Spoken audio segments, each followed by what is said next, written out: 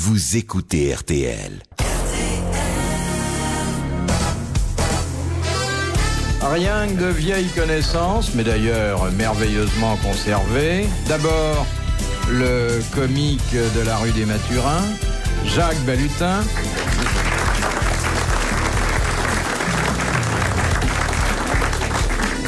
Ça fait pas péjoratif? Pas du tout, pas bon. du tout. Puis en plus, il y a deux théâtres. C'était qui ça, les Mathurins? La rue des Mathurins. Oui, mais pourquoi? Parce qu'il y a deux théâtres. Un théâtre qui s'appelle le Théâtre des Mathurins, où d'ailleurs ne joue pas monsieur Balutin, parce que c'est un répertoire un peu trop intellectuel pour lui. Non, pas du tout. Maintenant qu'il est rouvert, Oui. c'est le nouveau directeur, il monte des pièces qu'on comprend. Et J'ai puis dû les il y a voir, le Théâtre Michel, dont monsieur Balutin est un sociétaire J'entends part bien, entière.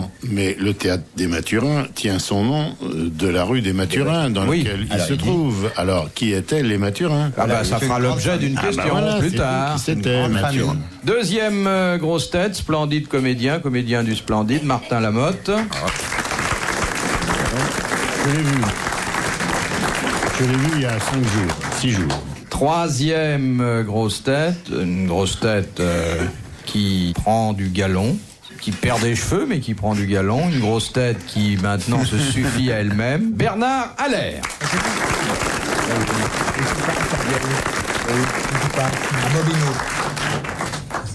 Et puis à côté de ce solitaire du théâtre, un homme qui au cinéma dirige plusieurs milliers de ses contemporains, c'est Jean-Yann. Ah oui, je voulais te le dire, dis donc, ils ont pas rigolé. C'est bien, il est tout seul. Moi, je suis obligé de me traîner avec... Combien Combien vous t'avais de aviez de figurants? Parce que moi j'ai été figurants impressionné. dans 2 ans C'est moins la première quart? fois que je suis impressionné en France. Il y avait bien 15 000 mecs à un moment donné. Non, Non, il y avait du monde. Hein. Non, il y a 1500 personnes en tout cas. Combien? 2000. Ça fait du monde. Hein. Ouais, ça fait du monde. Ah, quand j'étais même. impressionné. On les dirige comment Non, Au mégaphone. Enfin, on a des micros et puis on a quelques assistants qui courent dans tous les sens. Avec des Ça fouets. dépend dans quel pays on tourne. Dans les pays d'Afrique du Nord, ils ont tendance à se planquer pour vous piller, les mecs. Faut les sortir des trous. Avec un crochet. Des fois, on en trouve qui sont par terre, qui ont roulé dans une couverture. On leur dit qu'est-ce que tu fous là, toi? J'en étais aux toilettes, patron.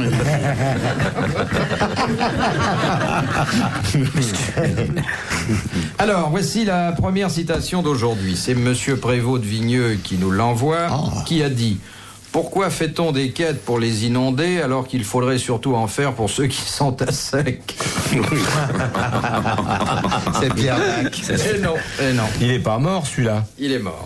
Ah, Il donc. est mort et il buvait pas que de l'eau. C'est Francis. Il est français? Il est français, bien Bon. sûr. Et alors, il avait tendance à se piquer le nez. Il se piquait pas mal le nez, oui. On le voyait au café, il prenait sa petite absinthe, il mettait sa bon cuillère Alors, en travers. c'était avec- du côté de c'est pas 1910. Verlaine, tout Ouais, ça. ouais, un peu avant même. C'est Toulouse-Lautrec. Non. Enfin, je poivrais gentiment, quoi. Pas... Alphonse Allais aussi. Hein. C'était Alphonse Allais. Excellente réponse de Martin Lamotte. Oui, ça a été un biberonneur. Hein. Ah bon, il y biberonnait avait- un peu? Ah, oui, mais Ah oui, Alphonse. il biberonnait tout. Ça, Il a fait un livre entier de cocktails. Oui. Étonnant. Deuxième citation de monsieur Beugny de Bray en Belgique, qui a dit « Qu'est-ce que la civilisation ? C'est la multiplication à l'infini des choses indispensables dont on pourrait se passer. C'est un français qui a eu cette Non. belle... Non, c'est un Belge. » Non, Non, c'est un Anglais. non. Non, c'est un Trop du Français. temps à propos de Belge. Qu'est-ce qu'il y a ? Vous savez comment ils appellent les pommes de terre? Des frites sauvages. Sa nouvelle cuisine belge. J'ai appris ça hier soir. Ah, moi j'ai appris une histoire. J'ai adoré. J'ai appris une histoire extraordinaire. C'est le Belge qui apprend à parler sans accent parce qu'il veut justement plus qu'on se moque de lui. Et puis qui arrive après 7 ans de travail et de cours de diction à Roubaix-Tourcoing, qui entre dans un magasin et qui dit « Madame, j'aimerais un éclair au chocolat ». Et je lui dis « Oui, monsieur, vous êtes belge ?» Il dit « C'est pas possible, comment vous en êtes-vous rendu compte ?» Elle dit « Parce qu'ici, vous êtes dans une mercerie. » Alors, moi, je la connais parce qu'on l'a déjà raconté 3 fois. Ah bah voilà. Mais moins bien que ça d'habitude. Ah ouais, Et puis c'est pas toujours une mercerie, hein. Ça, Ah bah, ça par change un peu. Moi, c'était un magasin de chaussures, mais Ouais. c'est pas... Ouais, L'essentiel, c'est qu'il soit belge. On peut pas. On a tous son C'est belge. un Allemand qui a cette citation sur la civilisation, c'est un Allemand. Non, c'est pas en allemand. C'est un Américain? C'est en Amérique. De quoi vous parlez là? On parle de la Qui a dit civilisation. que la civilisation... La civilisation, c'est un Américain? etc. C'est superflu. Ah bon, c'est C'est du 19e? Mais c'est pas un écrivain américain. Il est mort au 20e. Il est mort au 20e. Si, C'est un écrivain américain? Ah oui. Twain? C'est Mark Twain. Twain. Bonne réponse de Jacques David. Ils ont très peu d'écrivains, tu sais. La troisième question de Monsieur Crozatier de Châteauroux répond aux lois du genre. Oui, oui. Qu'est-ce que la justice appelle vagabondage spécial? C'est C'est bien, c'est les racolage. jeunes filles qui Quand on n'a pas un rond sur soi. prosélytisme. Proxénétisme. Exactement, c'est le délit commis par un souteneur. Excellente réponse de Jean-Yann. Il y a une culture, Jean, extraordinaire. Puis-je vous demander, sans être indiscret, Monsieur. comment ce genre de notion a pu être présente à votre esprit? Dans les magazines, Ah oui, oui. j'ai lu l'autre jour qu'il y avait eu un grand mariage chez Maxime où C'est vrai. des proxénètes, un proxénète avait épousé sa jeune protégée en compagnie de quelques compagnons. Ils ont fêté la noce tranquillement. Il y avait un poulet derrière chaque maître d'hôtel et tout. Et puis j'ai lu que le marié avait eu une condamnation pour vagabondage spécial. Voilà. C'est un beau mariage d'ailleurs, un des plus habillés qu'il y ait eu depuis longtemps chez Mais Maxime. on ne s'habille plus que chez les souteneurs. Voilà. La cravate se Des perd. cravates, des pochettes, c'est Regardez les uniquement chez types, les souteneurs. Les souteneurs qui ont des petits costards des bien costards, coupés. arrêts. Les Genre costards. tennis un peu. Oui. Des petits costards gris à rayures avec une pochette et une cravate Oui, c'est vrai. bordeaux, C'est uniquement, une chemise un peu rose et tout. ouais. Et la mariée était en blanc, ce qui était courageux de sa part. Oui. Faussé. Elle était très sympathique, cette mariée. On la connaît. Venir tous ses clients comme garçon d'honneur, on aurait pu faire ça à Notre-Dame. Et après, ils sont allés au bois de Vincennes, je sais pas où. Au put de Chaumont, je crois, non? Ils sont allés faire de la balançoire, comme dans les mariages 1900. C'est magnifique. Les traditions se perdent. Question de Madame Gambier d'Amiens. Vous connaissez Cérès, la déesse de l'agriculture. Pourquoi est-elle devenue très populaire en France vers 1849? La déesse de l'agriculture, parce qu'on l'a collée sur les timbres. Très bonne réponse de Jean-Yann, effectivement. Ça a été le motif du premier timbre français. Vous voyez, quand on prépare ensemble les questions, comme vous êtes brillants. Ah, il est piloté, alors. Non, c'est très bien, monsieur Yann. Très bien. De monsieur Marchal de Pagny. Alors, une question dont je ne voudrais pas Vous voulez pas nous puisse éclairer prêter à équivoque. Aïe, aïe, aïe. Monsieur Marchal. Attention. Qu'est-ce qui est naturellement souple et mou au repos et qui, après quelques tours de main, se dresse en durcissant avant de libérer son contenu? On dirait qu'ils le font exprès. C'est mou, hein? C'est mou. Et moelleux? C'est souple et mou C'est souple et mou. au repos. Souple et mou, mais sympathique. Mais ça durcit très vite. En un tour de main. En un tour de main. Ah oui. Une crêpe. Les œufs? Non. Un Les œufs beignet. à la neige. Un beignet. Ça se mange, votre histoire? Tube. Ça a un peu la forme d'un tube. La Ça se mayonnaise, mange, votre histoire? C'est un tube. Un serpent. Non. Là, C'est à se mange. C'est très près du serpent, finalement. Ça se mange pas? Non, ça se mange pas. C'est un animal. Non, c'est pas un Un animal. tuyau d'arrosage. C'est le tuyau d'arrosage. Très bonne réponse de Martin Lamotte.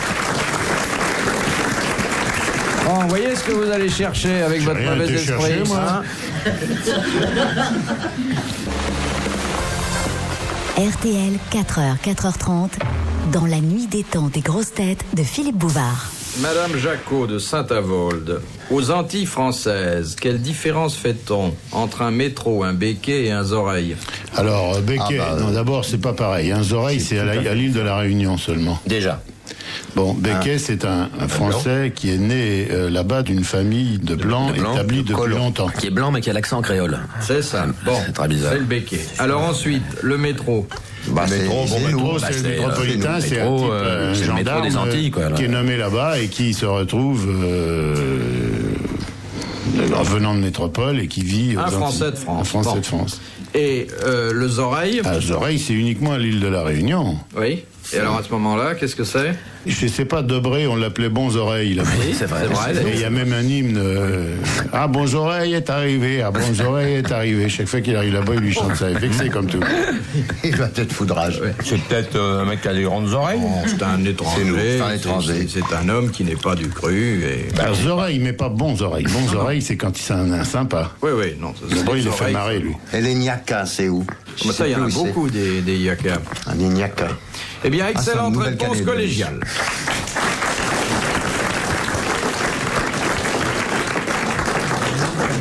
De Monsieur Després de Clichy, pourquoi ne voit-on pas la signature de Nicolas Poussin sur ses tableaux?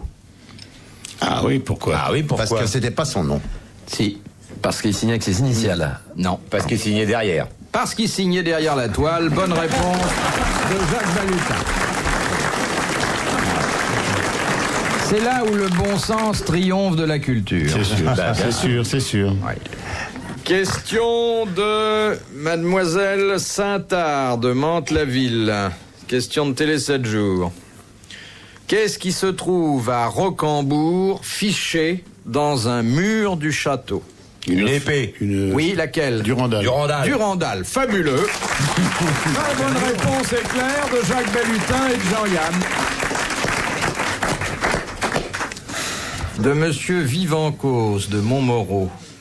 En quoi consiste une macaronée? C'est une femme macaroni. Alors, il y a la macaronée et la macaroni. Non. S'il y a quelqu'un qui connaît ce procédé, car c'en est un ici, Ça peut être que moi. c'est Jean-Yann. Alors, c'est une façon de s'exprimer en raillant des gens. C'est une forme d'humour dans laquelle vous avez excellé, qui est difficile, qui demande certaines bases que tous les humoristes n'ont pas. Le pastiche. C'est pas tout à fait un Le pastiche. latinus, Alors, quand il employait les tournures en latin par rapport exactement. Le Petit Larousse dit que c'est une sorte de poésie burlesque dans laquelle on fait entrer les mots de la langue vulgaire en leur donnant une terminaison latine. Bonne réponse de Jacques Balutin. Je connais mon Yann sur le bout des doigts. Alors, vous êtes comme Monsieur Jourdain qui faisait de la prose sans le savoir. Je savais pas que j'avais fait les macaronis, moi.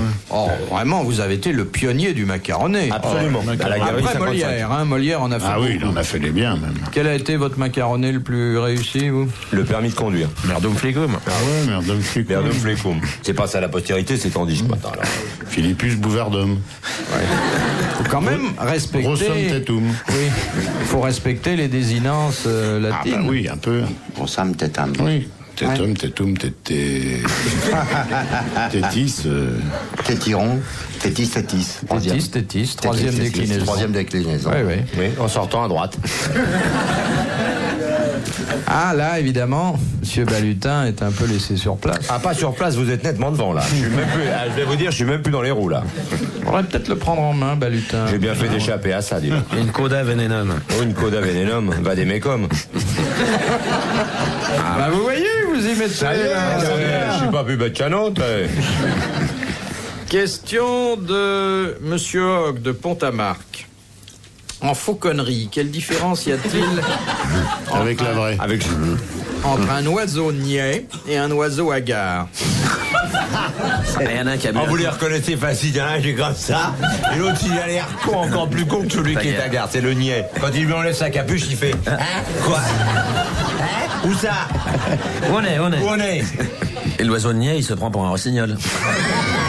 Et il Vous n'avez grognote. pas beaucoup pratiqué la... L'oiseau hagard, c'est quand il est ébloui et quand on retire son capuchon. Mais non, c'est deux façons de chasser. Non. Comment non? Regardez bien votre papier. Bon, c'est des faucons.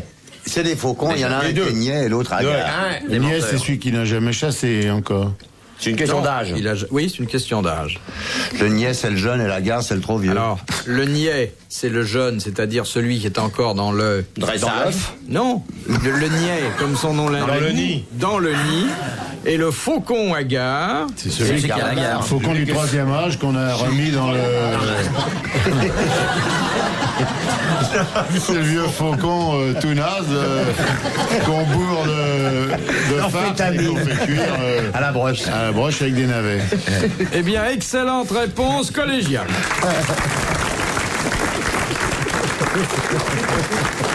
Alors le faucon niais, c'est celui qu'on retire le capuchon et il mord le mec. Puis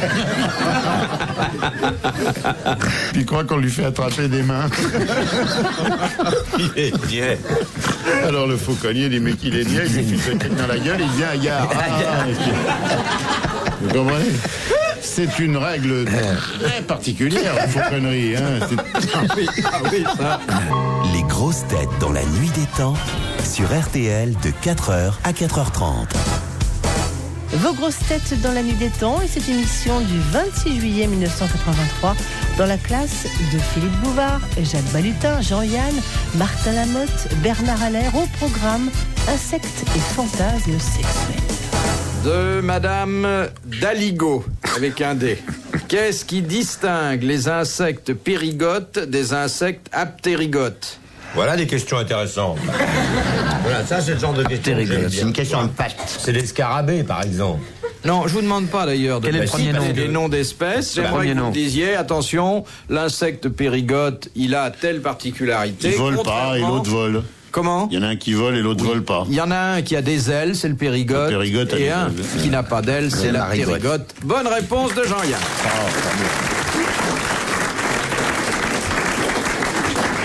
Le périgote. De Monsieur Ravix de Viryville. Un fantasme sexuel très particulier poussait Jean-Yann. Descartes à rechercher la compagnie de certaines dames. Alors, Il y avait un fantasme. oui. Son fantasme à Descartes. Ouais, voilà. Descartes, il était cartésien. Voilà. Il déconnait pas. C'était Non. carrément les jartelles et... La cravache. Oui. La cravache et les fouets. Les talons aiguilles, Et les chaînes. la glace Alors. au plafond. Oui.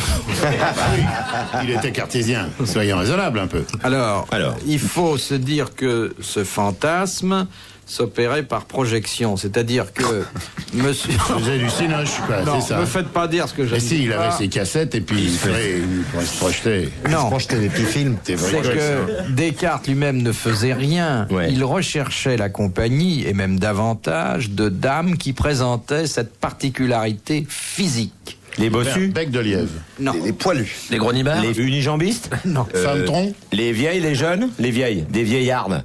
Des vendeuses Comme dans de le bois de pizza, Vincennes. Des des- qui n'ont plus de dents. Qui n'ont plus de cheveux. Vous êtes sûr que vous n'avez pas eu affaire à un arbre? J'ai pas dit que je me suis arrêté, c'est quand je passe en vélo, ouais.